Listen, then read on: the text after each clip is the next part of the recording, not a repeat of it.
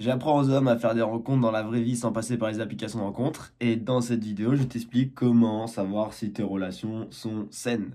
Parce que c'est bien beau de rencontrer des femmes, mais si ça t'apporte pas du bonheur et de la paix dans ta vie, et bah ça sert à rien. Et je sais qu'il y a beaucoup de gens, quand ils commencent à avoir des résultats, bah, ils se retrouvent avec des relations un peu malsaines, un peu toxiques. Et j'ai envie de t'éviter ça. Donc regarde cette vidéo pour que tu puisses détecter les red flags dans une relation pour savoir si c'est sain ou pas. Et éviter de provoquer ce genre de relation malsaine parce que figure-toi que dans 99,999% des cas, c'est à cause de toi que tu es dans cette relation malsaine. Et d'ailleurs, en fait, dans 100% des cas, c'est tout le temps ta faute puisque c'est ta responsabilité.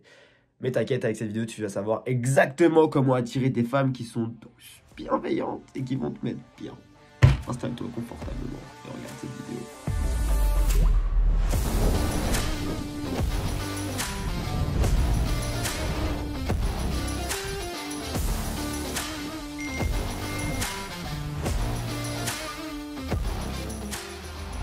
C'est comment savoir si j'attire des femmes dépendantes. Pourquoi tu veux savoir ça? Pour savoir si, comme je le disais tout à l'heure, la personnalité que j'ai au fond de moi, tu vois, elle attire un certain type de femme. C'est pas plutôt ça la question? Comment savoir si mes relations sont saines? Je réponds à cette question du coup? Ouais, je veux bien, ouais, s'il te plaît. Ok. Ok, ça marche. Ouais, donc comme tu disais dans le livre de Mark Manson, il parlait de ça. Donc t'as deux profils affectifs, codépendants. Tu veux dire quoi, loco? Ça veut dire qu'ils dépendent de quelqu'un, narcissique. Et en fait, ce qu'il expliquait, c'est que t'as un spectrum. Genre, t'es pas soit narcissique, soit codépendant, mais t'as un spectrum. En fonction des traumas que t'as eu quand t'étais gosse, tu vas plus pencher d'un côté que de l'autre. Donc, typiquement, en fait, quelqu'un qui est codépendant, c'est quelqu'un qui va avoir tendance à tout faire pour les autres. C'est un mécanisme de défense. Et quelqu'un qui va être narcissique, c'est quelqu'un qui va tout faire pour lui. Donc, en gros, c'est des gens qui ont souffert dans le passé et en fait qui ont tellement souffert qu'ils ont décidé de se défendre et qui se sont dit, ok, je veux plus jamais vivre ça. Par exemple, quelqu'un t'a largué comme une merde et ça t'a fait beaucoup de mal et tu dis, ok, elle m'a largué comme une merde parce que je lui ai pas assez donné. Et ton mécanisme de défense, c'est de te dire, dans mes prochaines relations, je vais tout donner pour cette personne pour ne plus jamais que ça m'arrive. Et du coup, tu vas compenser trop loin et tu vas avoir tendance à trop donner et à trop te sacrifier. Et le mot-clé des codépendants, en fait, c'est vraiment le sacrifice. Ils ont tendance à trop sacrifier et en vrai, aujourd'hui, on est beaucoup plus conditionné à être dans ce paradigme que dans l'autre. Le narcissique, lui, il va faire le contraire. Il va se dire, ah ouais, tu sais quoi? Elle m'a chié dessus, ça m'a cassé les couilles, alors que je lui ai donné de moi-même. Ce que je vais faire, c'est que maintenant, j'en ai plus rien à foutre et je vais penser qu'à moi. Et il va avoir tendance à être égoïste et à ne penser qu'à lui. Du coup, pour répondre à ta question, comment savoir si tes relations sont saines? Ben, il faut déjà que tu arrives. Il faut déjà comprendre un truc, c'est que tes relations, c'est tout le temps le reflet de toi-même. Donc ça veut dire que au lieu de regarder chez les autres, te dire ah mais elle est codépendante, elle est narcissique, faut que tu dises toi comment est-ce que tu te comportes, toi sur quoi est-ce qu'il faut que tu travailles et de quel penchant est-ce que tu as tendance à être. Comment est-ce que tu fais pour savoir ça? Tu regardes les actions. Tu regardes tes actions et tu les juges comme si c'était pas toi. Donc moi franchement pendant ma progression j'ai eu des passages où j'étais à fond là-dedans, des passages où j'étais à fond là-dedans et je m'en rends compte seulement à la fin. Et ce qui te permet de t'en rendre compte, c'est à chaque fois que t'as une sorte de trauma qui s'éveille, bah, ça veut dire quelque chose sur toi et tu peux savoir bah, où est-ce que tu te situes dans le spectrum. Par exemple, je sais que moi, pour prendre mon exemple, donc j'avais beaucoup de comportements codépendants quand je parlais avec une fille. Donc je m'imaginais la lune, j'avais tendance à être trop needy avec elle, etc. Et j'avais aucune attention de la part des filles.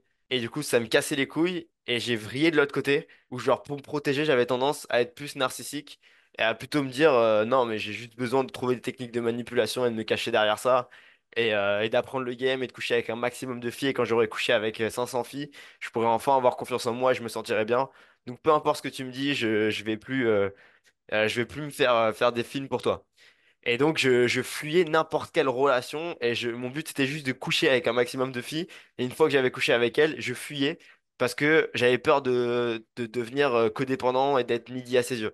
Et ça se voyait aussi dans mes test games par exemple. J'avais tendance à jamais complimenter les meufs, à être très très mal à l'aise avec ça, à avoir beaucoup de mal à sexualiser parce que du coup j'avais l'impression que je donnais de mon pouvoir en fait. Et dans les actions, ce que tu peux regarder en fait, si tu te situes d'un côté ou de l'autre, c'est que tu peux te poser ces questions suivantes.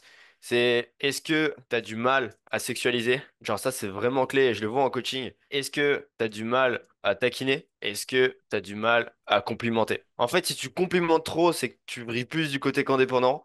Si tu taquines trop et que tu complimentes jamais, c'est que tu es plus du côté narcissique. En vrai, c'est aussi simple que ça. À travers mes coachings, c'est tout le temps ça, tu vois. Soit le mec, il est tout le temps en train de lui faire des negs à la meuf, et la meuf, elle se dit, mais qu'est-ce qu'il veut? Il est relou. Ou soit le gars, il est tout le temps en train d'être au petit soin, d'avoir son intonation qui part vers le haut, etc. Tu peux aussi pas mal regarder l'intonation, etc. Bref, tout ça pour dire. Ce qui va se passer avec le game, c'est que, à un moment donné, tu vas te rendre compte que, par exemple, t'as tendance à être trop narcissique et que t'as pas de problème à taquiner les filles, mais t'as beaucoup de mal à leur faire des compliments honnêtes. Du coup, tu vas dire, ok, il va falloir que je travaille sur ça. Tu vas sortir et tu vas te mettre à faire plus de compliments aux filles. Au début, tu vas peut-être te faire rejeter et tu vas dire putain, fais chier, je me suis fait rejeter parce que j'ai fait des compliments aux filles. Sauf que ça, c'est une erreur parce que pour l'instant déjà, t'es pas à l'aise avec ça, donc forcément, il y a un truc qui off dans la vibe.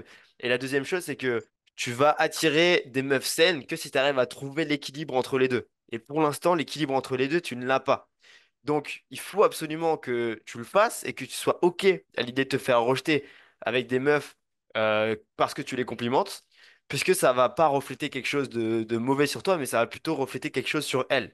Donc, la réponse, en gros, c'est de comprendre, toi, dans ton game, où sont tes lacunes, aller sur le terrain, aller travailler sur ces lacunes, et ne pas juger tes résultats tant que t'es pas sûr que toi, t'es pas genre, tant que t'es pas sûr à 100% que toi, ce que tu as fait, ça a été sain. Et à partir de là, du coup, tu vas attirer les bonnes personnes une fois que tu vas être à l'aise avec ça. Et c'est un travail de tout le temps, en fait. Là, mon interaction, elle a sauté. Pourquoi? À quel moment? Genre, qu'est-ce qui a fait que ça a sauté? Est-ce que le problème venait de moi ou est-ce que le problème venait d'elle? Qui a manqué d'amour à ce moment-là? Qu'est-ce que j'aurais pu faire de mieux? Est-ce que, par exemple, j'ai décidé d'attendre 2 jours avant de leur envoyer un message alors que j'aurais pu répondre direct? Et est-ce que c'est quelque chose que j'ai fait parce que j'avais envie de le faire ou parce que j'avais peur de la perdre et que je pensais que j'étais obligé de faire ça. Et en fait, le truc qui est bien, c'est que sur le groupe, tu peux simplement poser la question et puis moi, je vais te dire si t'es d'un côté ou de l'autre du spectrum. Robin, il va pouvoir te dire, Alan, il va pouvoir te dire. Et on le sait parce qu'on est passé par là. Et genre, tous ces trucs-là, une fois que tu arrives à les régler, tu vas pouvoir capter directement puisque toi, t'es passé par là. Et c'est un petit peu comme si genre, t'avais récupéré toutes les leçons nécessaires qui permettent de vraiment être toi-même, tu vois, de vraiment arriver au milieu du spectrum et ne plus être codépendant ou narcissique. Et tu peux regarder à travers l'âme des gens et t'es constamment en train de les tester et te dire, ok, est-ce que t'es quelqu'un de sain d'esprit ou pas dans ta tête? Genre, il faut que tu arrives à atteindre ce niveau-là où genre tu dis, ok, est-ce que cette personne est sain d'esprit ou pas? Et je peux donner un exemple, quand on était à Budapest, j'ai rencontré une Allemande qui était super fraîche, genre vraiment super fraîche et on a filmé en caméra cachée et elle m'aimait bien. Sauf que, premier problème, c'est que elle aimait beaucoup trop l'alcool et elle était tout le temps en train de chercher à boire, tu vois. Le premier jour où je l'ai vue, elle était ultra en state. Elle était alcoolisée, elle était drôle et tout. Et le deuxième soir où je l'ai vue, elle était pas alcoolisée. Et elle me disait non, mais là je suis pas drôle, j'ai pas encore bu. Et genre, je voyais, il y avait une vibe complètement différente chez elle. Donc, ça, c'est le premier red flag que j'ai vu. Le deuxième, c'est que quand je lui ai présenté mes potes, elle était ultra dédaigneuse, tu vois. Genre, avec moi, elle était cool. Mais quand je lui présentais mes potes, elle les regardait pas dans les yeux. Elle leur serrait la main sans les regarder dans les yeux. Donc, deuxième red flag. Et troisième red flag, la deuxième fois que je l'ai vue, je me suis sapé en mode je m'en bats complètement les couilles.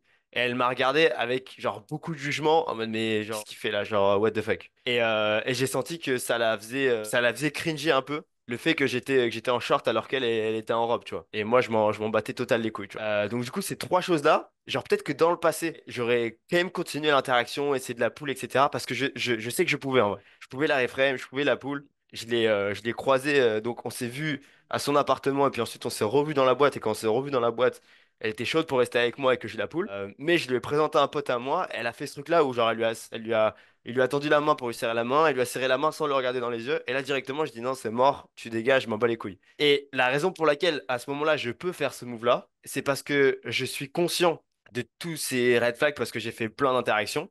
Et parce que moi-même, j'ai travaillé sur moi pour que moi-même, je sois sain d'esprit. C'est-à-dire que ce genre de move-là, aussi con que ça puisse paraître, je sais pas si je suis allé à cet extrême-là, mais il y a moyen, et j'en vois qui font ce genre de choses.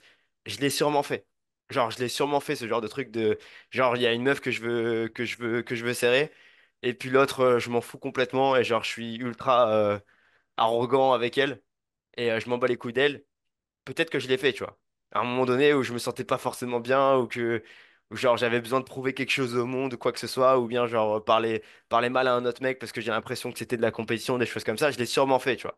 Et tant que moi j'ai pas pu me heal là-dessus et me soigner grâce aux gens qui sont sains d'esprit et qui m'en ont fait prendre conscience, ou bien aux gens qui sont pas sains d'esprit et avec qui la relation m'a rien apporté de bénéfique et que ça m'a juste cassé les couilles, ben, tant que j'ai pas vécu ça assez de fois pour que moi je sois sain d'esprit, donc là maintenant j'ai 25 ans et après 10 ans de game, j'ai pu me rendre compte de tout ça, normalement ça va pas vous prendre aussi longtemps, mais je peux pas capter ça. Et je sais que genre 5 ans dans le passé, cette meuf-là, j'aurais tout fait pour la poule et je l'aurais sûrement poule. J'aurais peut-être même couché avec elle et ça aurait été quelque chose de ultra malsain parce que j'aurais reframé mon cerveau dans cette réalité que c'est sain d'être ce genre de personne et d'en avoir autant quelque chose à foutre de la validation, et d'en avoir autant quelque chose à foutre de soi et d'être narcissique et d'être genre irrespectueux envers les gens et d'accepter de me sacrifier parce que là, c'est du sacrifice que j'accepte de coucher avec quelqu'un qui manque de respect à mes potes, tu vois. Et genre ça, c'est un truc, c'est impossible, tu vois. Genre peu importe la meuf, si elle rencontre mon pote et qu'elle lui manque de respect, c'est archi mort. Il y a pas moyen, tu vois. Peu importe à quel point elle est bonne. Donc bref, voilà pour répondre à ta question, faut faire beaucoup de games, comprendre pourquoi est-ce que ça a sauté, développer ta personnalité, comprendre à quel moment est-ce que tu es narcissique, à quel moment tu as tendance à être codépendant. Donc si tu fais des reports, tu te dis putain, là, fait chier, là, je me suis trop sacrifié, là, je faisais trop le mec et je pensais qu'à ma gueule. Réussir à trouver le juste milieu pour avoir bah, une personnalité qui est saine. Et une fois que tu en es là, bah, tu vas pouvoir détecter chez les autres ce genre de choses et avoir des relations de plus en plus saines. Du coup, une personnalité saine se situe entre les deux, narcissique et codépendant. Ouais, en gros, codépendant et narcissique, c'est des extrêmes. Être sain, c'est entre les deux. Ça veut dire que, genre, le truc du push-pull, par exemple, c'est quelque chose qui se fait naturellement. Logiquement, t'as pas besoin de réfléchir là-dessus. Ça veut dire que quand je parle avec elle, si je te parle avec toi, tu vois, et tu me dis que t'adores manger de la choucroute et que moi j'aime pas ça, je vais dire ah non, moi j'aime pas ça. Mais par contre, si je parle avec une meuf qui est fraîche et qu'elle me dit ouais, moi j'adore la choucroute, tous ceux qui aiment pas la choucroute, je les déteste et je parle pas aux gens qui aiment pas la choucroute et que moi je lui dis ouais, bah en fait j'aime bien la choucroute, ben je me sacrifie pour elle. Et genre là, c'est un exemple très con, mais on le fait tout le temps ce genre de conneries. Genre une meuf nous conditionne à se comporter d'une certaine façon alors que c'est pas congruent avec nous-mêmes. Et donc on se sacrifie et on a un comportement codépendant à ce moment-là. Et du coup, le fait de faire plein d'interactions avec les meufs, de faire plein de reports, me permet de me rendre compte quand est-ce que je me suis sacrifié. Et du coup, genre, d'en apprendre la leçon grâce au trauma que j'ai vécu avec elle et grâce au feedback que j'ai eu. C'est-à-dire que l'interaction s'est mal passée, bah, je sais qu'il y a un problème et que j'étais trop à l'extrême. Ça me permet de me mettre beaucoup plus au milieu. C'est comme si, en fait, je me mangeais tellement de mine dans la gueule à chaque fois que je parlais avec une meuf. Genre, je parle avec une meuf, du moment où je la rencontre jusqu'au moment où je couchais avec elle. Genre, par exemple, j'en sais rien, genre, la première fois que je rencontre une meuf, hop, je lui parle dans la rue, ça se passe bien.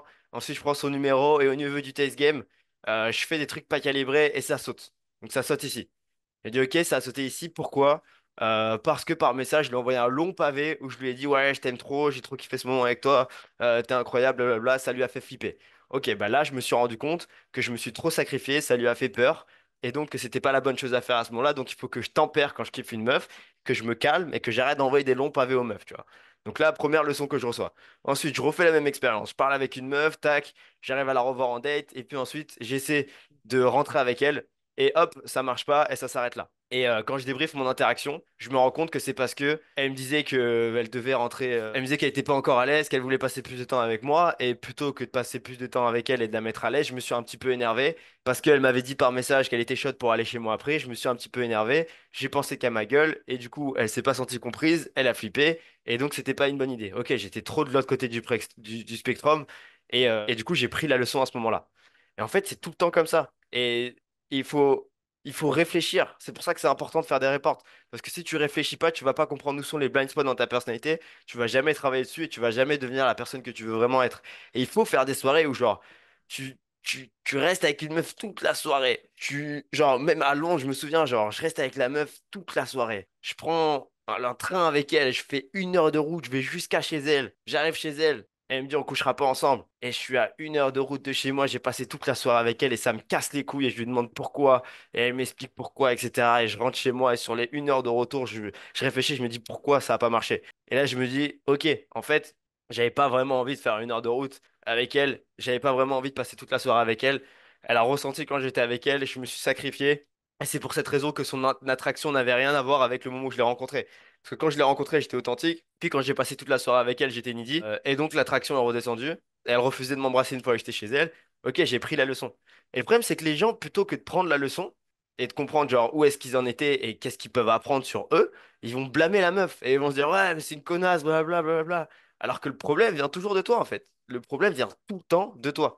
Donc soit t'as pas été assez bon pour comprendre que la meuf était dans un pattern qui est malsain pour toi, ou soit toi, t'es pas encore dans un pattern assez sain, et du coup, il faut simplement que tu travailles sur toi. Et ça, c'est un super pouvoir quand tu prends la responsabilité et que tu dis, ok, genre, qu'est-ce que j'aurais pu faire de mieux à ce moment-là? plutôt de me dire ça me casse les couilles d'avoir fait 1 heure de route et qu'elle m'ait chié dessus et que j'allais me branler et que je fasse des posts sur Reddit, genre faire un report et comprendre qu'est-ce qui s'est passé. Est-ce que c'est clair? Du coup, si je comprends bien, en fait, à chaque fois dans une interaction avec une meuf, quand ça marche pas, c'est qu'à un moment on s'est sacrifié et qu'on a fait un move pour lui plaire, entre guillemets.